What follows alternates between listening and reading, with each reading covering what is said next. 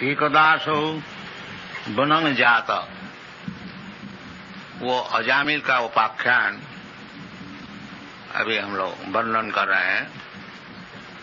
तो अजामिल का विषय पहले ब्राह्मण बालक, सब ब्राह्मण का गुण उसमें था।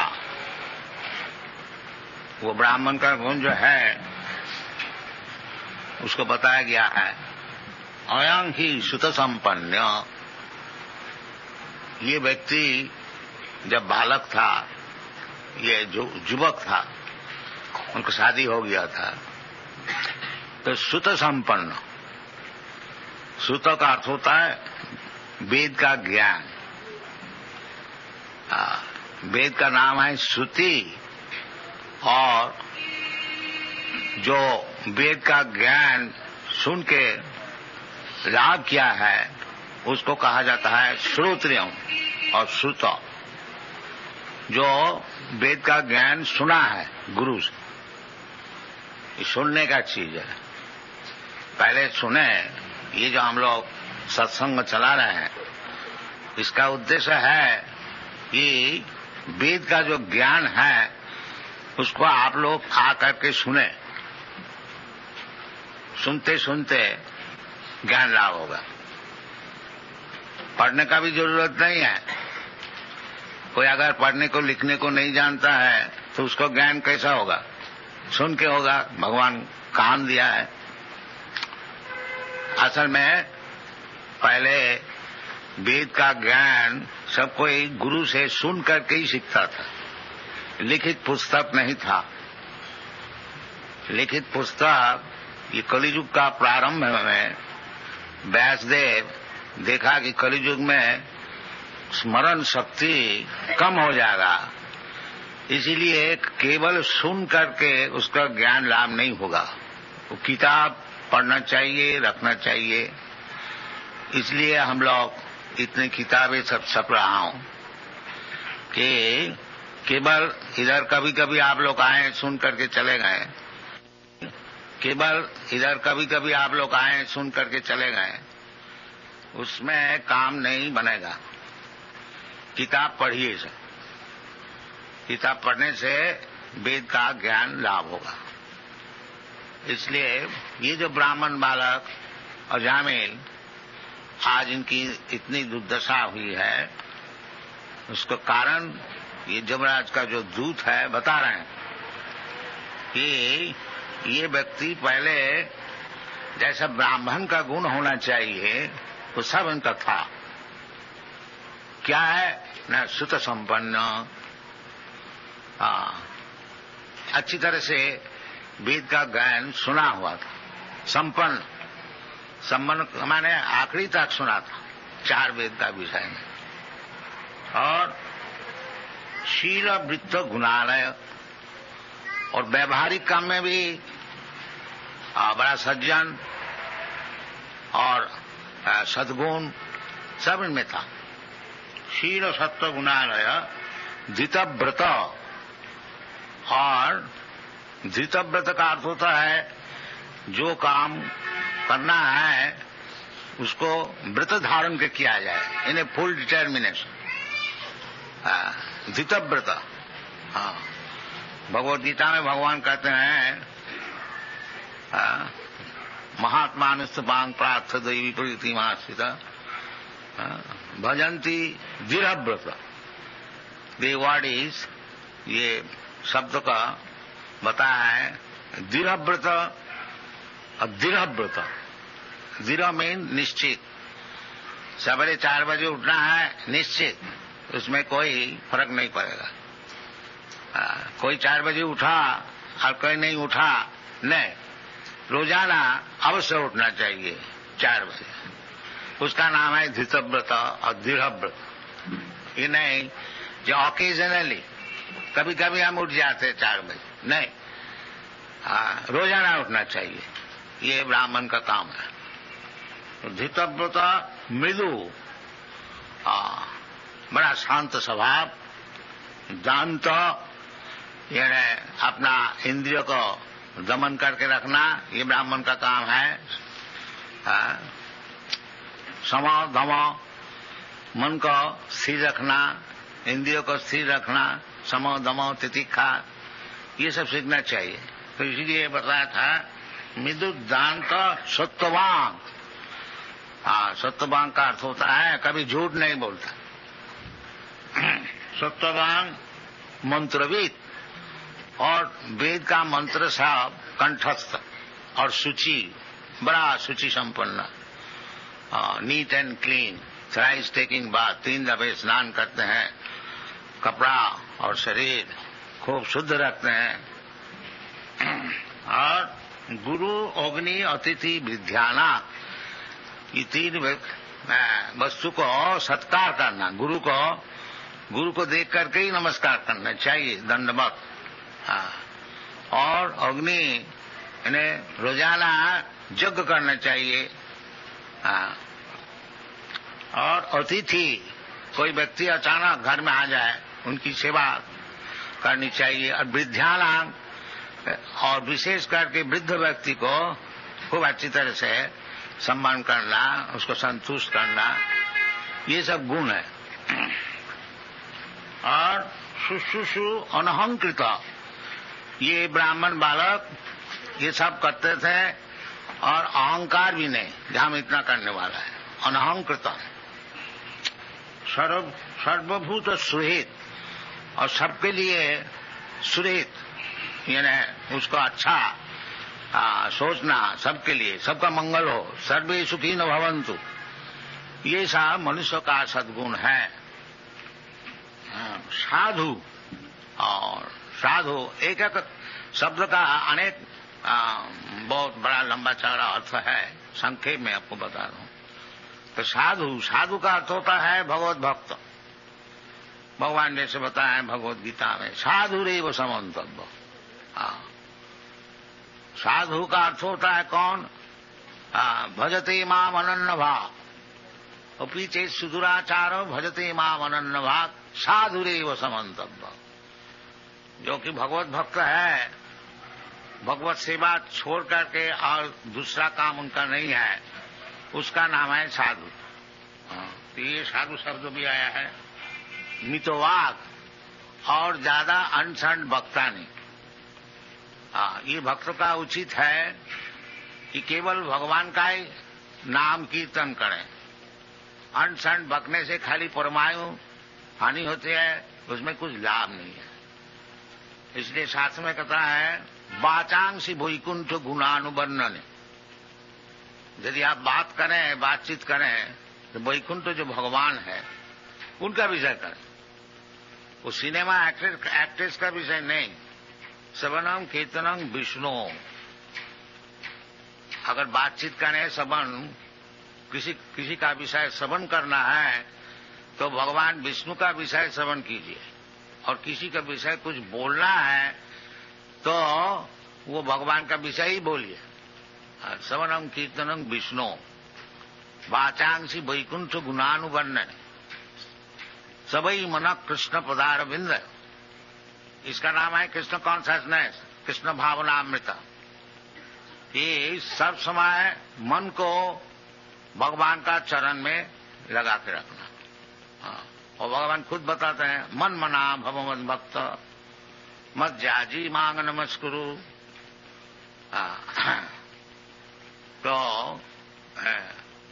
इसका नाम है जो कृष्ण कॉन्शसनेस। ये 4 बात, सब समय भगवान का चिंतन करना। इसलिए हम लोग सबसे अनुरोध करते हैं कि हरे कृष्णा नाम जपा कीजिए तो मन भगवान में लगेगा। हरे कृष्णा कृष्णा नाम तो सुन रहा है ना, तो सुनने से मन जाएगा उधर। ये मेडिटेशन है। हरे कृष्णा कृष्ण कृष्ण हरे हरे, मन मना। और वो करेगा कौन? मद भक्त। मन मना भव मद भक्त। बिना भक्त हुए वो हरे कृष्ण क्यों जपेगा? तो मन मना भव मद भक्त मद जाजी, मुझको पूजा करो। इसलिए भगवान खुद आए हैं मंदिर में। खूब अच्छे से सजाओ, भगवान को फूल चढ़ाओ, भगवान को भोग लगाओ, प्रसाद खाओ। ये सब शास्त्र में विधान दिया है। मन मना भव मद भक्तो मध्याजी मांग नमस्कुरु। अगर कुछ नहीं कर सकते हो एक दफे आकर के नमस्कार करके जाओ। बहुत सरल है, कोई मुश्किल नहीं है। बाकी हम लोग करने को नहीं चाहते। हाँ, अब लोग कहते हैं चलो जी मंदिर में जाके क्या होगा, चलो रेस्टोरेंट में चलो, एक कप चाय पिया जाए, बीड़ी फूका जाए। ये सब दुर्दशा क्यों ना हो। तो शास्त्र में जो विधि है उसको हम लोग मानते नहीं, उसको उल्लंघन करते हैं, तो उसको कभी सुख मिल सकता है नहीं। जशास्त्र विधि उत्सृज्य वर्तते काम कार्य न सुखम सहवानति, उसको कभी सुख नहीं मिलेगा। शास्त्र विधि को उल्लंघन करेंगे और हम सुखी रहेंगे, ये संभव नहीं है। तो ये बालक, ब्राह्मण बालक, ये युवक 20-25 बरस उम्र, ये सब चीज सीख लिया था। ब्राह्मण का घर में जन्म लेने का उपकार क्या है, दूसरे को सीखने पड़ता है।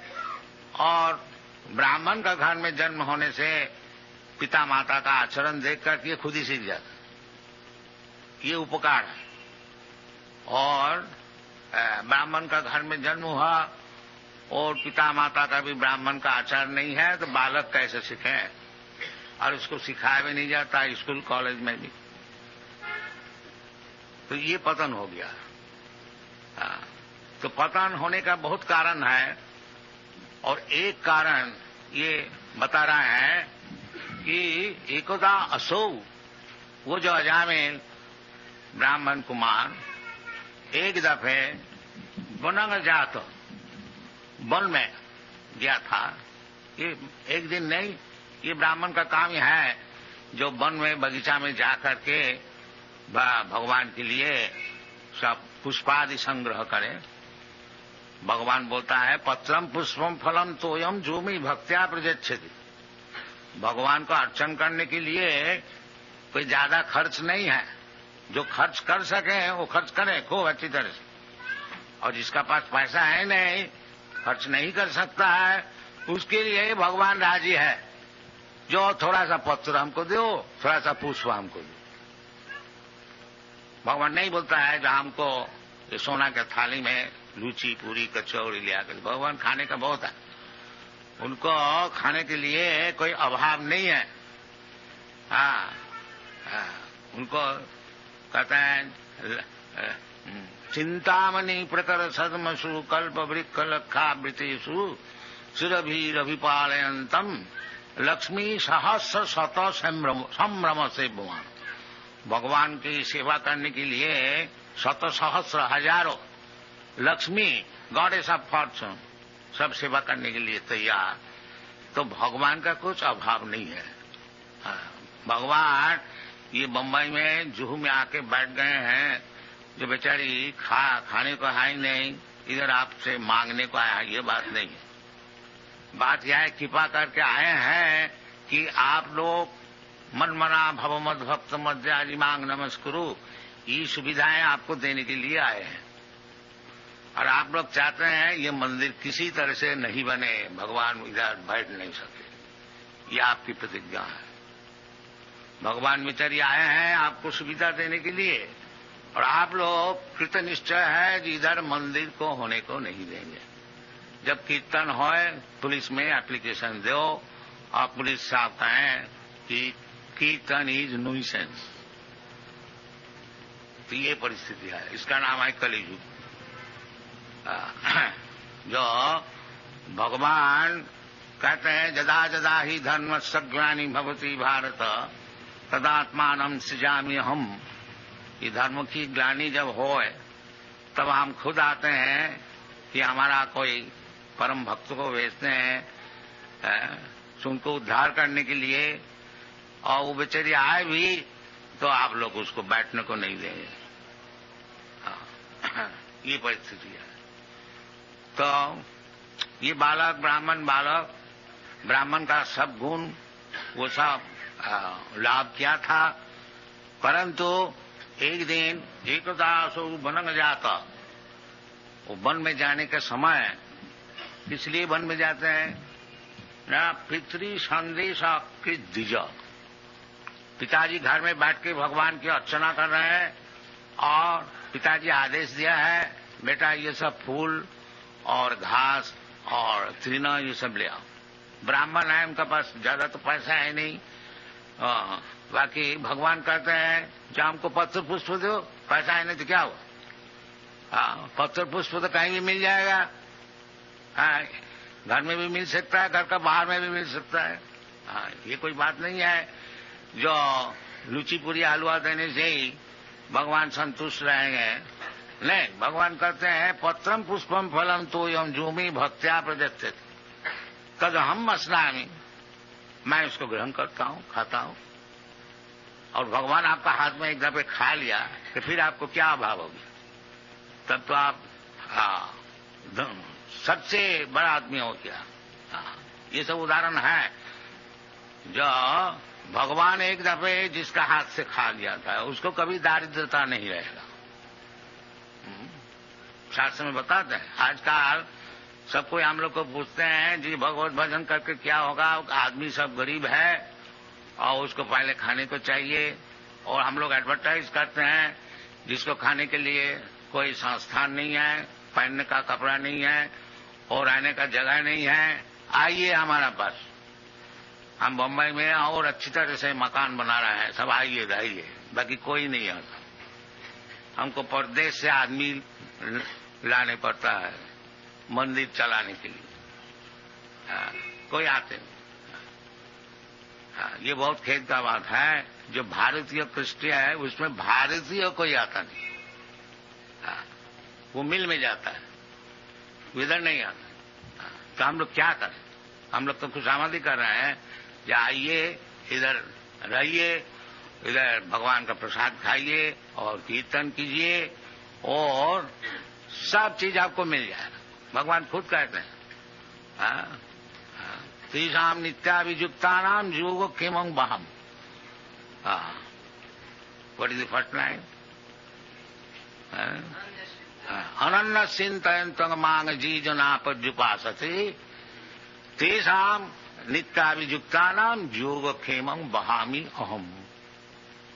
यदि आप अनन्न चिंतन केवल भगवान की चिंतन में नियुक्त रहे, अनन्न चिंतन तो अनन्न चिंतन जैसा ही कृष्ण कॉन्शियसनेस मूवमेंट जो हम लोग सिखाते हैं, तो अनन्न चिंतन सब समय 24 आवर्स 24 घंटा केवल भगवान का चिंतन और कोई चिंतन। जो कुछ काम किया जाए सब भगवान के लिए। इधर होता है एक्चुअली, आप लोग सब देखिए, हम लोग ऐसे नहीं है बैठ के रहते हैं सोते हैं, नहीं, हम लोग मंदिर मार्जन करते हैं, भगवान को सजाते हैं, भगवान को भोग लगाते हैं और भोग लगाने के लिए अच्छी तरह से रसोई करते हैं और रसोई के लिए चीज हम मांग के ले आते हैं और भगवान के लिए किताब लिखते हैं और किताब भी फिर छपाते हैं, प्रेस में जाते हैं, फिर इस तरह से अच्छी तरह से किताब छपा दिया देखता है, फिर उसको बेचने के लिए कोशिश करते हैं। इसीलिए 24 घंटा हम लोग का एंगेजमेंट है, 24 आवर्स, एक मिनट भी समय नहीं है। इसका नाम है अनन्न चिंतन, और कुछ चिंता नहीं है, केवल भगवान का विषय। जैसा साधारण व्यक्ति उस सब समय अपना घर गृहस्थी का चिंतन करते हैं, किस तरह से अपना गृहस्थी को पालन किया जाए, किस तरह से लड़का बच्चों को शिक्षण दिया जाए, किस तरह से रुपया उपार्जन किया जाए, ये जैसा उनका चिंतन है, हम लोग का भी ऐसी चिंतन है। बाकी भगवान के लिए, भगवान का मंदिर किस तरह से बनेगा, इतना क्यों लड़ाई हम लोग इधर करते हैं। हमारे 108 मंदिर है और एक अगर इधर नहीं हुआ तो 107 तो जरूर रह जाएगा, तो उसमें हमारा कुछ नुकसान नहीं है। बाकी हम लोग सोचते हैं जो ये भगवान का मंदिर, बम्बई इतना बड़ा भारी शहर है, क्यों अच्छी तरह से नहीं बनाया जाए, ये हम लोग का चिंता है। बाकी बाधाएं देते हैं, नहीं तुमको नहीं देगा, तो बाधाएं देने होने दीजिए, ताकि हम लोग चिंतन नहीं छोड़ेंगे। हमारा चिंतन चले, ये हमारा काम है। उसमें सफल होए और नहीं सफल होए वो चिंतन है नहीं। सफल होगा भगवान की इच्छा होगा तो इच्छा होगी तो सफल होगा, और नहीं होगा तो हमारे क्या, भगवान का काम भगवान को करने को नहीं दिया तो उसमें हमारा कोई नुकसान नहीं है। तो ये इसका नाम है मन मना मम भक्त। ये इतना प्रयास कौन करेगा अगर भक्त नहीं हुआ? वो लोग छोड़ देगा, मतलब क्यों इतना झंझट में जाए। चलो जी इतना टाइम तो कुछ शेयर मार्केट में स्पेकुलेशन करने से कुछ रुपया पैदा हो जाए। तो ये भक्त ही कर सकता है, मन मना भव मत भक्त। इसलिए भगवान कहते हैं भगवत भक्त, क्योंकि उसका चिंतन सब समय रहेगा। और वही सबसे बड़ा योगी है जो भगवान का चिंतन किसी तरह से जेन तेन प्रकार, ये चैतन्य महापुरुष का फिलोसॉफी है, किसी तरह से जेन तेन प्रकार न मन कृष्ण निवेश है, किसी तरह से मन जो है उसको भगवान का चरण में लगाएगी। ये कृष्ण कॉन्शसनेस फिलोसॉफी। तो हर किसी का काम इधर है, कोई काम आप लीजिए उसमें कृष्ण सेंटर, इसलिए वो मन मना भवमत भक्त, वो भक्त हो गया और मन सब समय भगवान का चरण में उसको लगा रहा। तो उसके लिए भगवान खुद कहते हैं जो इस प्रकार जो व्यक्ति है सब समय हमारा चिंतन करते हैं उसको कोई अभाव नहीं रहेगा। उसका अभाव का विषय है मैं खुद देखूंगा। तेषाम नित्याभियुक्तानाम योगोक्षेमं वहामि अहम। Whatever necessities they have got, Krishna will bring personally. Here, you take it.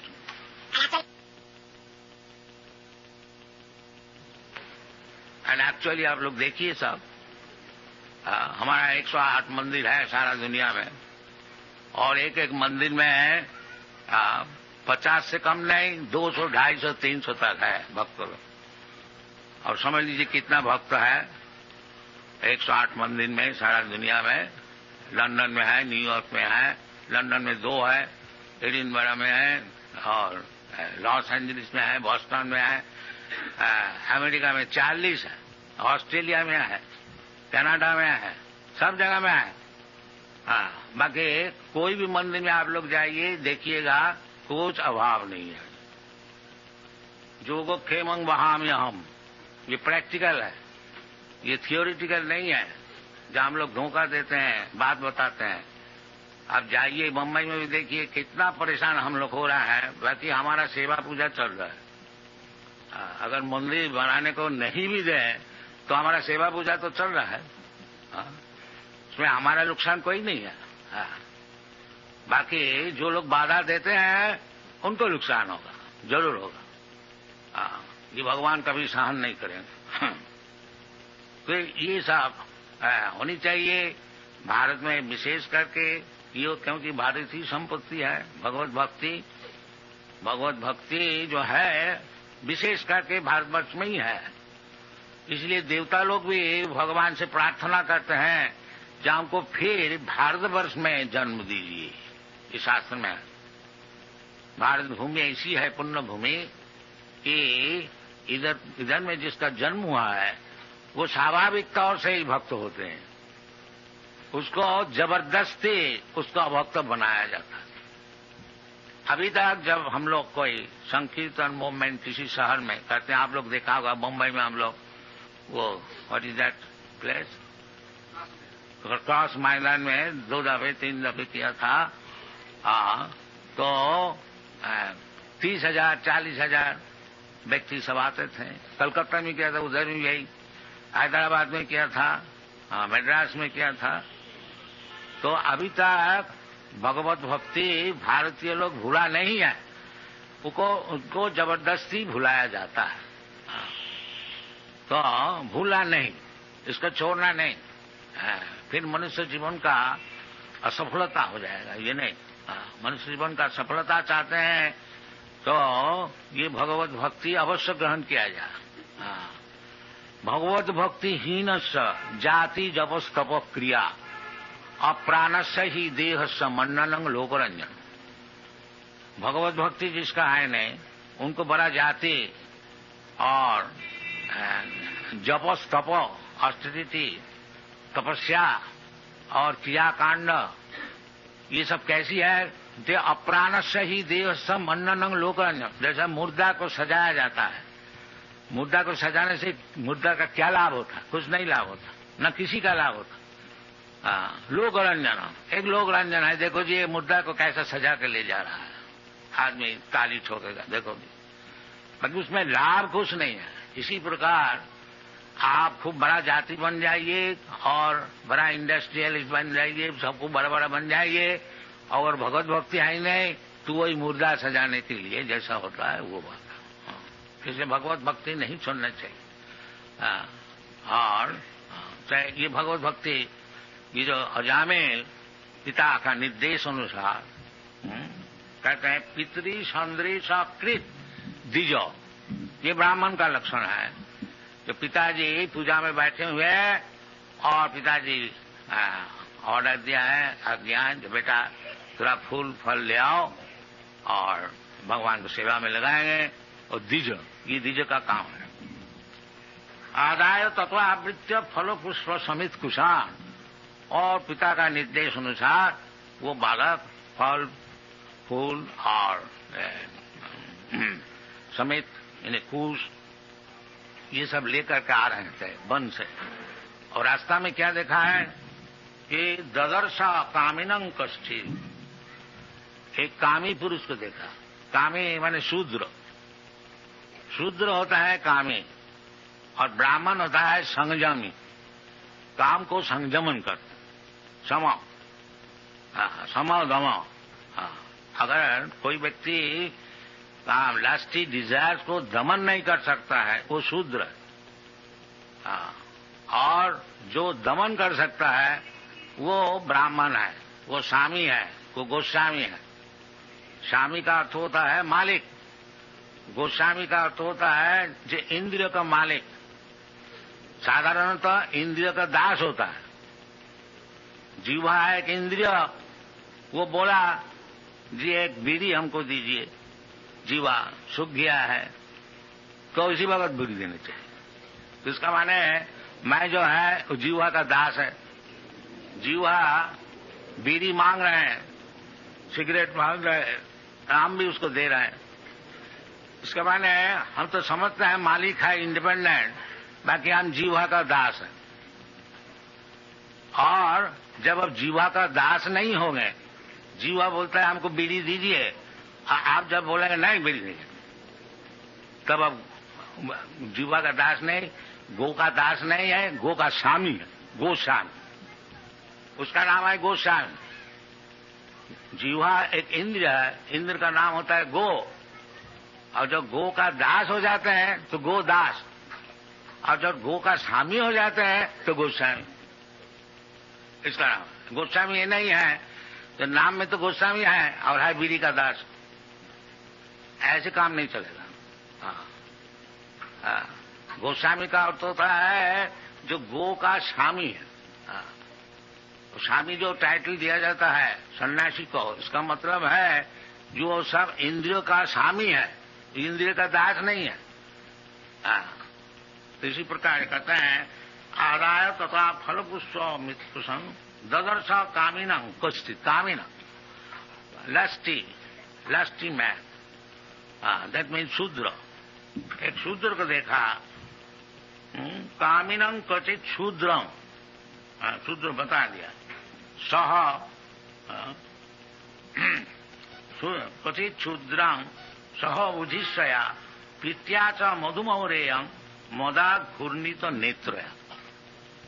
देखा जो एक औरत शूद्रा ने दोनों ही शराब पिया था, मद घूर्णिता, मद का अर्थ होता है शराब, और उसमें ब्रेन पजल हुआ गया था, मद घूर्णिता। पित्याच मधुमौरेयं मदा घूर्णित नेत्र, आग भी घूम रहा था, इन्हें बहुत अच्छी तरह से पिया हुआ था शराब। आजकल तो इसमें इनकरेजमेंट दिया जाता है, जाइए इधर शराब का दुकान है, बाकी ये सब शूद्र का काम है। ये ब्राह्मण का काम नहीं है, ये शूद्र का काम है। मत्तया श्रित विश्रित निव्या, और वो कपड़े भी सब ढीला हो गया था। विश्रथ निव्या व्यपीतम निरपत्रम, और दोनों मिलकर के वो आलिंगन चुंबन आदि सब कर रहे थे पब्लिक रोड में, निरपत्र, कोई लज्जा नहीं, बिल्कुल लज्जा नहीं, निरपत्र। किरंतम अनुगायंतम, ऐसे सब काम कर रहे थे और वो सिनेमा का गान भी गाते थे।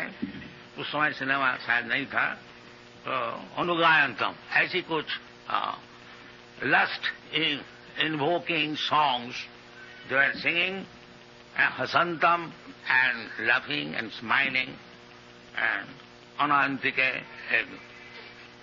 बस कोई बाधाएं नहीं। ये एक औरत और एक शूद्र और एक शूद्रानी को देखा। ये ब्राह्मण देखिए इतना क्वालिफाइड है, इतना क्वालिफाइड होते हुए भी सामने में जब देखता है तो उसका मन जरूर विचलित हो जाता है। वो तो बालक है, युवक है, और एक ब्राह्मण बालक एकोदा कभी ऐसा देख करके कितना उनका पतन हुआ था वो आगे मालूम होगा। और हम लोग रोजाना देखते हैं, अगर रास्ता में नहीं है, रास्ता में भी है, और उसको तस्वीर सिनेमा में भी दिखाया जाता है, तो किस तरह से युवक वो अपना ब्राह्मण धर्म में प्रतिश्रुत रहेगा, असंभव है। एक दफे देख करके अजामिल का कितना पतन हुआ था। वो फिर चोर बन गया, डाकू बन गया, ठग बन गया, और जो कुछ होने का था उसका सब हुआ था। और एक दफे देख करके, एक शूद्र शूद्रानी को आलिंगित देख करके, और हम लोग रोज देख रहे हैं सिनेमा में, तो हमारा कितना पतन हुआ है और होने वाला है वो आप लोग थोड़ा समझ लीजिए। ये कलियुग है, इसलिए ये जो भारतीय कृष्टि वैदिक सभ्यता, इसको साधारण तौर से रक्षा करना बहुत ही मुश्किल है। इसलिए कलियुग जैसा बीमार है ऐसा दवाई भी है। ये शास्त्र में ऐसा बताया है, जो कलियुग युग है ये दोष का निधि है, समुद्र है दोष का, कितना दोष है। ये भागवत में 12वें स्कंद में बताया गया। तो इसके लिए दवाई क्या है, दवाई भी बताया। वो क्या चीज है? कलौ दोष निधि राजन अस्ति जी को महान गुण।